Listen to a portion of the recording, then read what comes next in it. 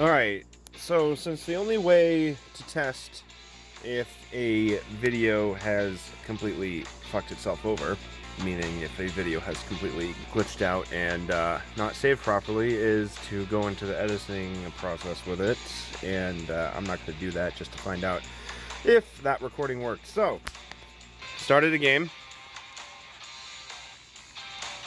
and then my phone froze. So I don't know if you'll be able to see that first inning and a half. So if not, welcome to Richie Nicks Gaming. We are continuing the World 1 League as usual. This game glitched out on me. As you can see, not a whole lot has happened.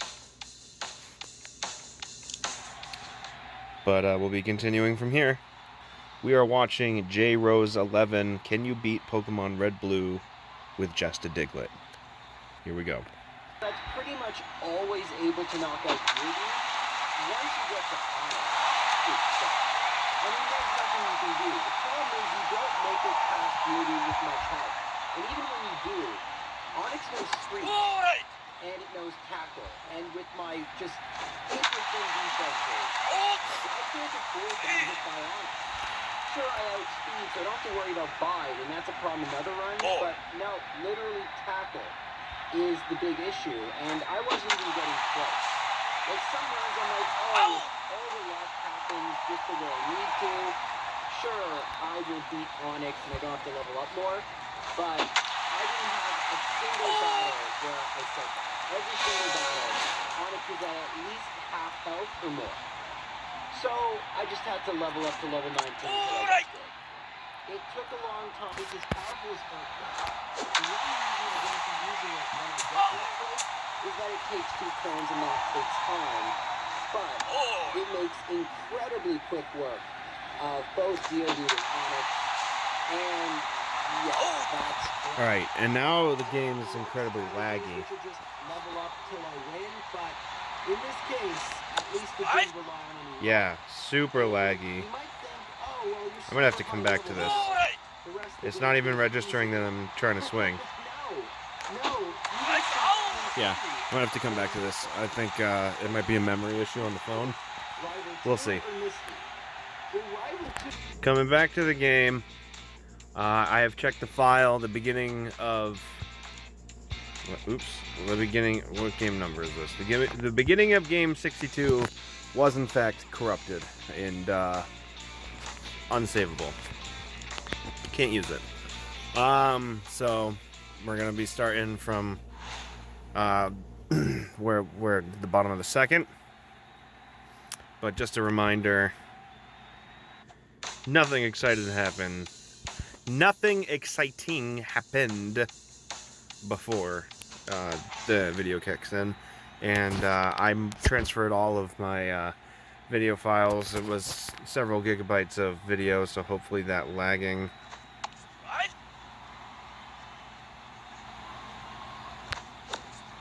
nope, the lagging's still there. This is wonderful. Don't know what to do about that. It's gonna be a tremendous issue. So I took off several gigabytes of... Oh no! This is unplayable. I took off several gigabytes of video and restarted my phone. And this lag is making this absolutely impossible.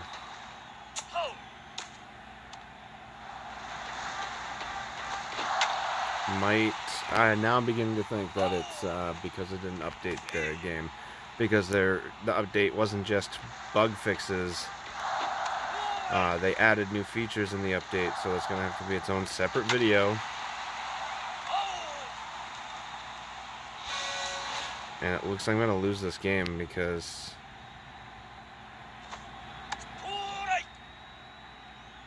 I don't want to have to update it and add... I think that's what's going to happen, but we'll see. Watching J Rose 11, can you beat Pokemon Red Blue with just Diglett in the background? I think it was in the corrupted video where I was talking about if you're interested in Pokemon, please check out my Pokemon playlist. I'm doing a playthrough. I'm doing a playthrough of Pokemon Red with no challenges or rules.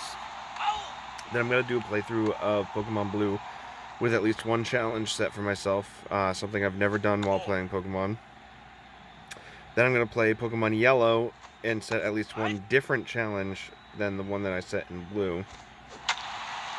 And I'm going to make sure my parties are going to be different. So for Pokemon Red, I started with Charmander. For Pokemon Blue, I'll be starting with Squirtle. So the teams are like guaranteed. Even if I didn't tell myself I need to have different Pokemon, like it's gonna be different because like my Grass and Red is the Oddish line, which is unavailable in Blue. Stuff like that. And plus, my water is gonna be different. I'm not gonna have access to Charmander. The Charmander line in Blue by choosing Squirtle. So I don't even know if I'm going to end up with a fire Pokemon at all, which is going to be interesting.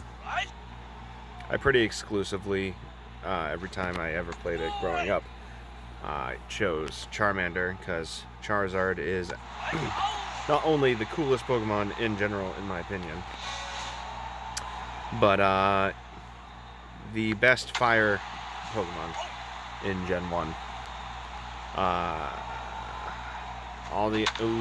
Should have let that go. Most of the other fire Pokemon have good attack stats, but fire moves are special attack, so they go off the special attack stats. And those Pokemon with good attack stats have bad special attack stats. So being fire is actually not great. So we'll see.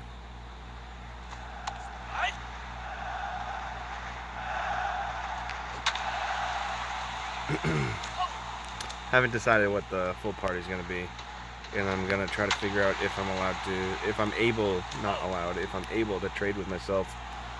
In Pokemon Red, my ground coverage is Diglett. It's going to be Dugtrio. In Blue, if I can figure out, if I can get like trading to work, it's going to be Golem instead, since Graveler evolves via trade. I may just in general try a completely different party that I've never had before. I've always stuck to my tried and true, with like a few variations,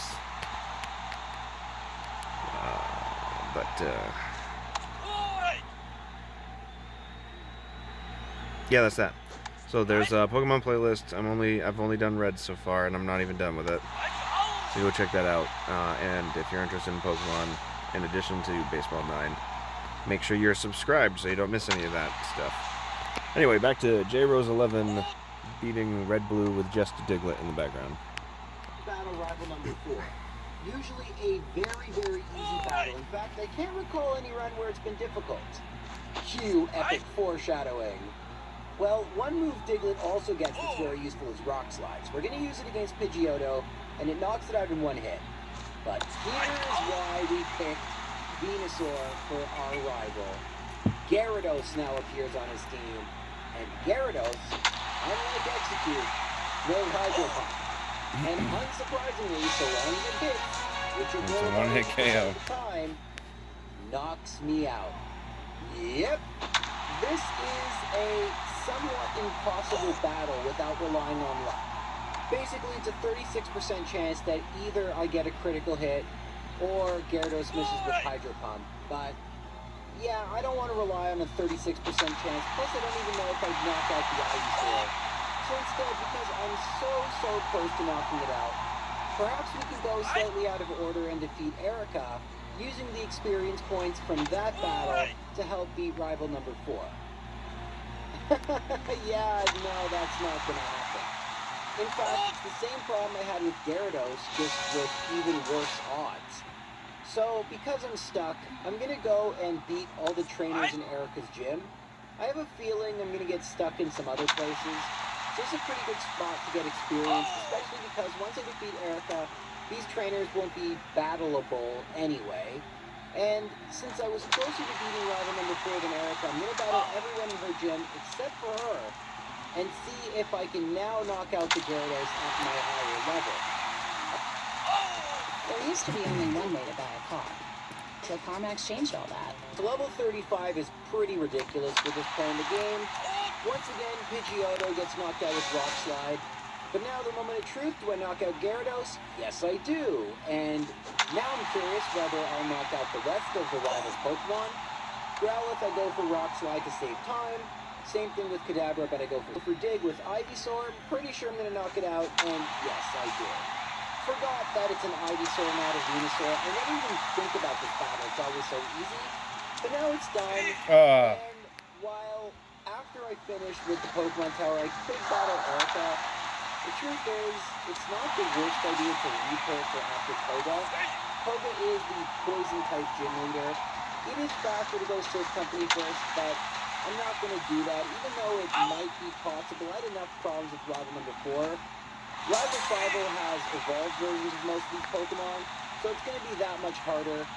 Yeah, Koga seems to be the right play, so I'm going to go to the Safari Zone, and then I'm going to go and battle Koga. And the battle goes just about how you'd expect it to go, considering the tight mismatch. However, after I knock out Kopping with the single dig, Muck, you will notice, takes 2 hits. I go for Slash since it's quicker, but that could have been a problem since Koga likes to use evasion moves. Kopping was obviously another 1-hit KO. I was hoping for a self-destruct where I use Dig, and that's exactly what I get. Fastest, safest way that battle could end.